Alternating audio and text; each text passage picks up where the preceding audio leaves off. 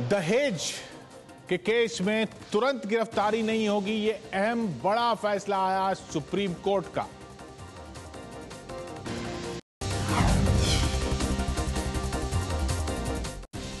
दहेज विरोधी कानून के गलत इस्तेमाल को देखते हुए सुप्रीम कोर्ट ने फैसला सुनाया है कि दहेज का आरोप लगने के साथ ही गिरफ्तारी नहीं होनी चाहिए। सुप्रीम कोर्ट ने अपने फैसले में कहा है कि किसी दहेज केस में अब आरोपी की गिरफ्तारी से पहले पुलिस को केस डायरी में गिरफ्तारी की वजह दर्ज करनी होगी, जिसकी समीक्षा मजिस्ट्रेट करेंगे। अगर मजिस्ट्रेट उचित समझेंगे तभी वो गिरफ्तारी का आदेश देंगे। इस आदेश पर अमल नहीं करने वाले अधिकारियों पर कार्रवाई की जाएगी। कोर्ट ने अगर कहा अगर ये जरा से भी ये मिसयूज किया जाता है तो ना केवल पुलिस ऑफिसर बल्कि मजिस्ट्रेट भी कंटेम्प्ट और डिपार्टमेंटल प्रोसीडिंग दोनों के लिए लायबल होगा। एक साल में करीब 2 लाख लोग अरेस्ट किए गए और उनमें से 48,000 वो हस्बैंड की मदर या सिस्टर थी। तो इस तरह से इसको पुलिस बहुत बेधड़की से 498A का इस्तेमाल कर रही है और लिबरली लोगों को अरेस्ट कर रही है।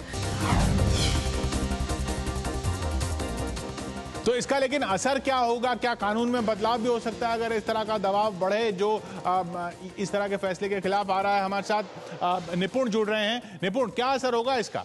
देखिए, इसका पहला असर तो ये होगा कि अब ये आदेश सभी राज्य सरकारों को भेजा जाएगा और सुप्रीम कोर्ट ने बहुत सख्त लहजे में कहा है कि इस पर अमल करना होगा पुलिस अधिकारी को। अगर वो ऐसा नहीं करेगा तो उसके खिलाफ विभागीय कार्रवाई भी होगी और अदालत की अवमानना की कार्रवाई भी होगी, जो कि उस राज्य के हाई कोर्ट में जिसको देखा जाएगा।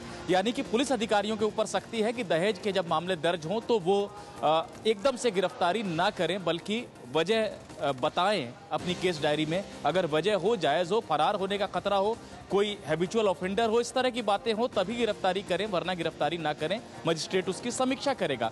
जिस तरह से विरोध के स्वर उठे हैं इसको लेकर, उसके मद्देनजर अगर सरकार जो 498 जो आईपीसी की धारा है दहेज उत्पीड़न से जुड़ी हुई, उसमें अगर और सख्ती करती है ऐसी मांग उठने पर, तो वो एक बात अलग होगी। अभी भी ये कॉग्निजेबल ऑफेंस है और इसमें पुलिस अधिकारी गिरफ्तार कर सकते हैं, लेकिन इसके मिसयूज, इसके दुरुपयोग को लेकर सुप्रीम कोर्ट ने चिंता जताई है और अब ये नए प्रावधान किए हैं अपनी तरफ से। शुक्रिया निपुण आपका। तो ये कानूनी पहलू इसका समझा हमें निपुण ने।